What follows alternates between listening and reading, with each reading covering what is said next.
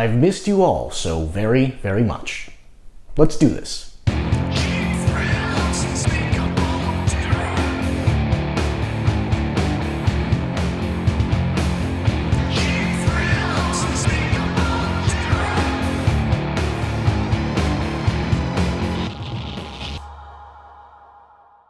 Maniac, 1934. Directed by Dwayne Esper. Starring Bill Woods, Horace B. Carpenter, and Theo Ramsey. After killing a mad scientist, a vaudevillian impersonator assumes his identity and continues his experiments while losing his mind. This is not a conventional film. Conventional films typically aim to tell a story, and while this film undeniably features a plot, storytelling wasn't really the primary intention. It also wasn't distributed in a conventional way. Directors like Dwayne Esper used a roadshow model, traveling the country, renting a theater space, and promoting the film themselves as a sort of traveling attraction or carnival-style event. Films like Maniac functioned as a sort of lurid counterpoint to the increasingly strict standards Hollywood was adopting in the lead-up to the enforcement of the Hays Code in 1934. Rather than selling narrative, they were designed to sell shock, taboo, and controversy. To Esper's credit, there's actually a fairly entertaining horror framework holding this together. Murder, mad science, zombies, steady descents into madness, and some genuinely spooky imagery.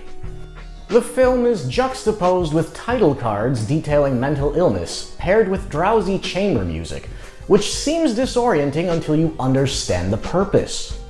These were an exploitation-era tactic to frame sensational content as instructional, which helped these films slip past censorship restrictions of the time. There are a couple of sequences and scenes that seem random or like they go nowhere, but there's actually a deliberate purpose behind them. It's part of the film's design, prioritizing shock and momentum. This movie doesn't develop ideas so much as it throws them at you and moves on. Bill Woods, the film's only actual lead, really deserves credit for carrying this film.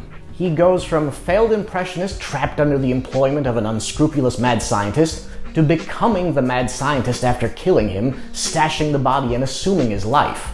He genuinely succeeds at portraying a character, and steadily losing his mind as he does so, which makes his otherwise brief career a shame. Accompanying Woods is an entire supporting cast of bizarre characters. Dr. Meyerschultz is an absolutely wide-eyed and unhinged mad scientist, as was common in 1930s horror, going as far as saying, "The end will justify the means," at one point. These two coroners, who I'm convinced allowed Esper to use their morgue under the condition that they have a bit part in the film. Mr. Buckley, who goes absolutely insane after being dosed with the wrong drugs. Mrs. Buckley, who seems relatively unfazed by her husband's insanity and even starts to scheme with the fake doctor. Goof, the cat-breeding neighbor who gives an entire rambling monologue about selling cat skins. Half the cast wasn't even credited in the film, only adding to the mystique of who these people were and whether they were actually acting. This film was called pornography by early critics and outraged reform groups back in the 30s, so feel free to wear a trench coat while watching it for maximum skeeziness. The film also briefly cuts to hellish imagery that is visually striking compared to everything else on screen. These sequences were taken from silent-era films such as Haxan and Matiste in Hell, which makes their impact feel borrowed rather than earned by the film itself. Sadly, this film has ended up on a lot of worst films lists, which I think is unfair.